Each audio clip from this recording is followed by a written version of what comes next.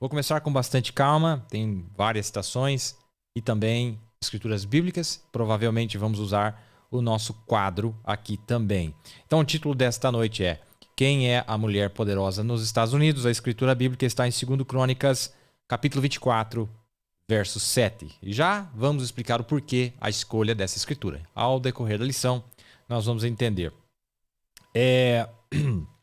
Vamos começar aqui por esse testemunho do profeta. Eu quero dar uma base bem boa para vocês. A maior dificuldade que nós temos hoje é entender o profeta, a linguagem do profeta. E o profeta cita no livro das Eras a respeito dos hermeneutas. A respeito de hermenêutica. Hermenêutica, para quem já estudou aí direito e outras matérias também, hermenêutica é a interpretação, capacidade de interpretação, né, das leis e etc. É que nós temos que ter a capacidade de interpretação. Você diz, mas o profeta é o intérprete, ele é a boca de Deus. Perfeito. Mas não adianta nada se você não tiver uma mente com a mesma percepção profética.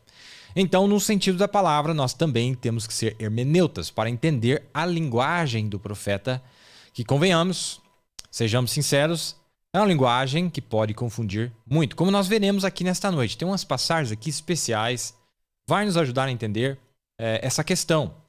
E é feito de propósito que Deus quer realmente desvirtuar aqueles que não têm seus nomes escritos no livro da vida do Cordeiro, para que eles não tenham acesso à árvore da vida e eles nunca vão entender. Mas o eleito, por mais complicado que pareça ser, aquilo é simplificado para ele e ele entende. Ele estava conversando aqui com um homem, um certo dia, e ele dá o testemunho, ele diz, eu falei com um homem recentemente e ele me disse, veja só, Billy, e ele disse, ele trabalha para a companhia de serviços públicos, um homem fino. Ele disse, quero te perguntar algo. Você é irlandês? Eu respondi, sim, senhor. Meio que me envergonho disso, mas sou. E ele disse, bem, você sabia que, na verdade, você deveria ser católico? Eu disse, eu sou. Católico original. Sabia que a primeira igreja foi a igreja católica? Viram no que ela virou hoje? Começou no Pentecoste, mas a organização a levou onde ela se encontra agora. Vejam, os pentecostais vieram rápido e se organizaram e fizeram a mesma coisa que a primeira igreja católica e estão tão distanciados hoje quanto eles, como tem estado em 2000 anos. E 50 anos já lhes deixou quase do mesmo jeito. Olha que interessante. Ele está dizendo que o que levou 2000 anos para transformar a igreja católica romana no que ela é hoje, ele disse que a igreja pentecostal já está quase lá em 50 anos, pouco mais de 50 anos, para você ver a rapidez da degradação no século presente, a era da Odisseia. Então ele diz, olha, para eles levou 2000 anos, mas esta, em pouco mais de 50 anos, já está quase igual. Isso foi lá, nos anos 60. Agora, o que diríamos nós? 2020. Então, isso aqui é uma base muito boa para nós entendermos o que nós vamos falar nesta noite. 50 anos já lhes deixou quase do mesmo jeito. Está vendo? Ele disse, você não crê que quando um grupo de mentes ecumênicas, está vendo, se ajuntam e arrazoam algo e o grupo todo pode concordar, você não acha que ele estaria um pouquinho, porque eu fui lá para ouvir você pregar, mas eu discordo de você. O homem tinha ido na reunião do profeta, ouviu ele pregar, e ele, não. Eu discordo disso aí. E ele vai dar o argumento dele. Eu disse, a única maneira que você pode provar que seu discordar é lógico é provando pela Bíblia. Ele disse, não, a Bíblia não tem nada a ver com isso. Eu disse, para você pode ser que não. Mas para mim tem tudo a ver. Veja, ela é a palavra.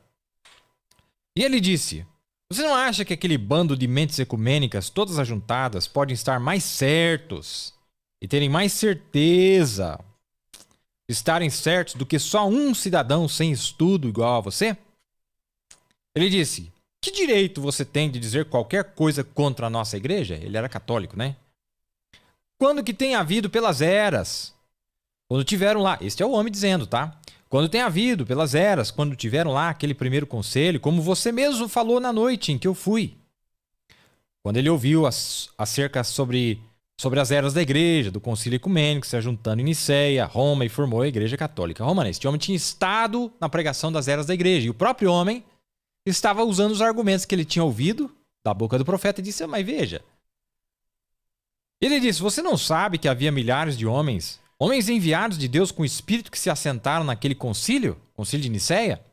Você não acha que a mente deles estaria mais sujeita para conhecer a vontade de Deus do que a sua aqui? Depois que Deus já tem provado por 2000 anos que a igreja está certa, falando da igreja romana.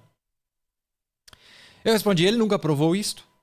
Se esta igreja é a igreja de Deus, vamos ver ela produzir como a igreja primitiva produziu? Então, vejamos ela produzir as coisas que eles faziam lá na primeira vez, quando que até mesmo a Bíblia diz que nenhum tio, nenhum jota dela falhará.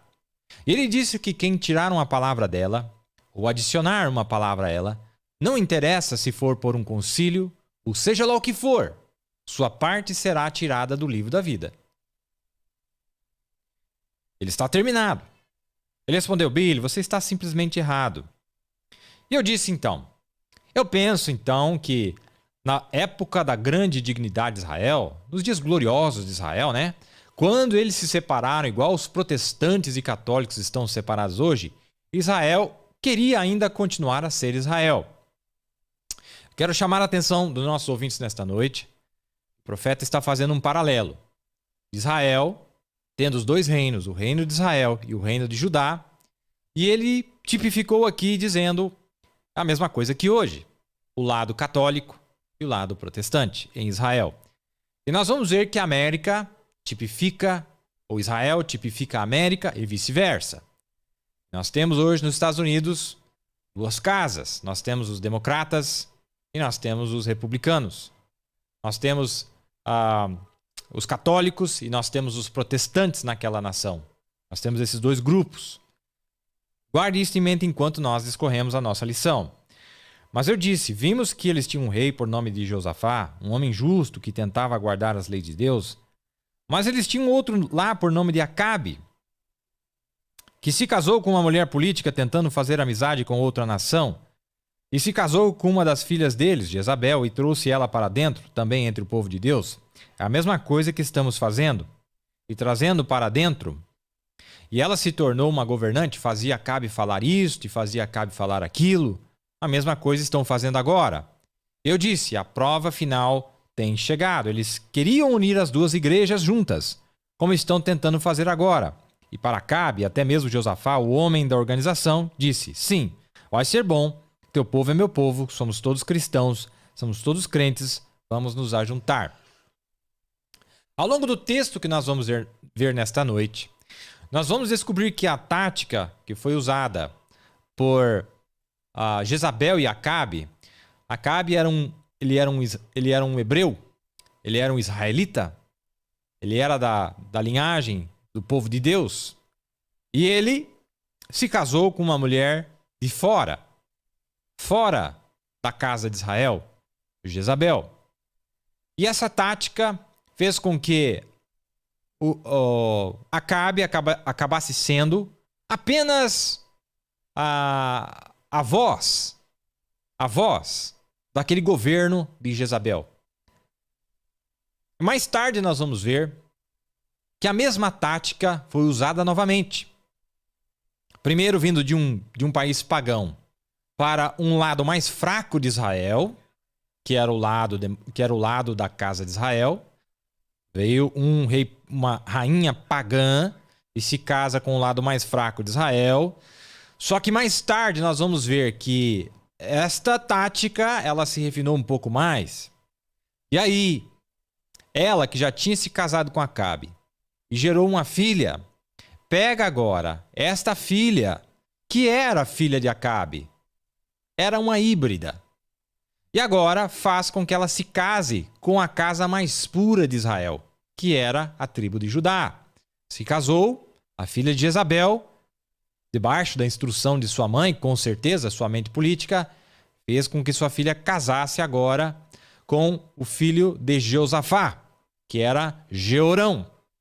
E mais uma vez, a mesma tática que já tinha sido usada pelo pai e pela mãe, agora eles replicam aquilo na outra casa, a casa de Judá. Se você não ler sua Bíblia, você vai ficar perdido aqui. Mas eu creio que vocês lembram da história, né?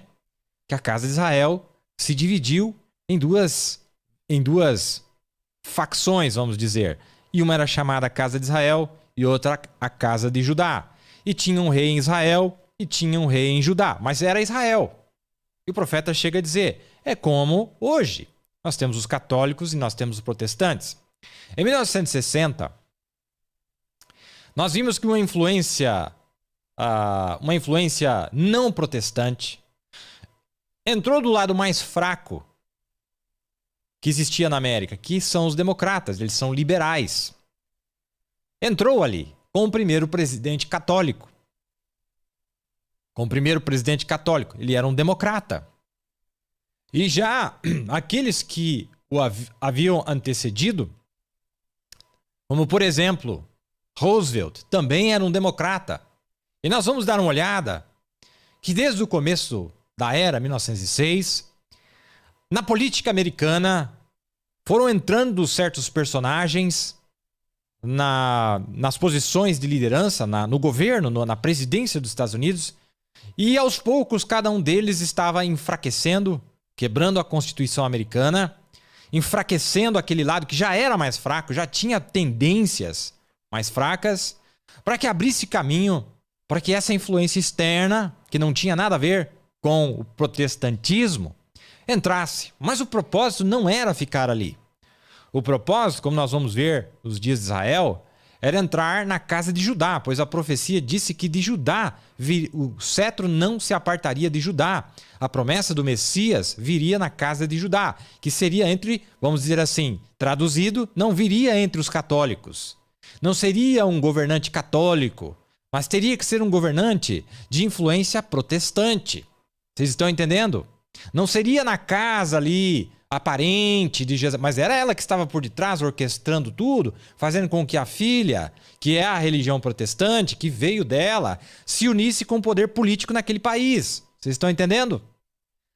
Deixa eu repetir.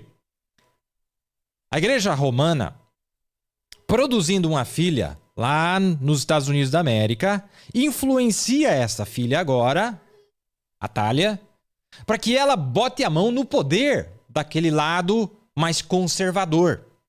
Para que então ela tenha controle de todo o reino, porque ela tinha um pedaço, os liberais. Mas o outro pedaço ela não tinha metido a mão ainda. O que ela fez? Filha. Minha filha, quem é a filha da Igreja Romana? Quem são as filhas da Igreja Romana?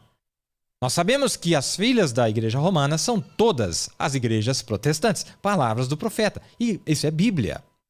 Então agora, ela através da filha, através de um casamento entre a filha, os evangélicos, os protestantes, botando a mão no poder, veja que é ela que está por detrás. Ela já tinha metido a mão do lado de cá.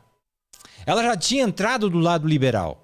Ela já tinha entrado do lado católico nos Estados Unidos. Os católicos já tinham dado boas-vindas para aquele poder, não é?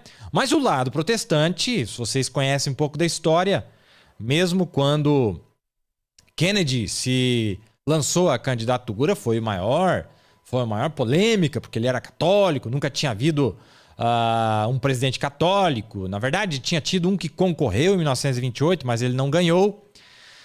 Mas eles conseguiram entrar do lado liberal, que era o lado influenciado pela Igreja Romana, sempre, desde os primórdios. Mas o lado conservador, ele foi mais longe, ele demorou mais tempo.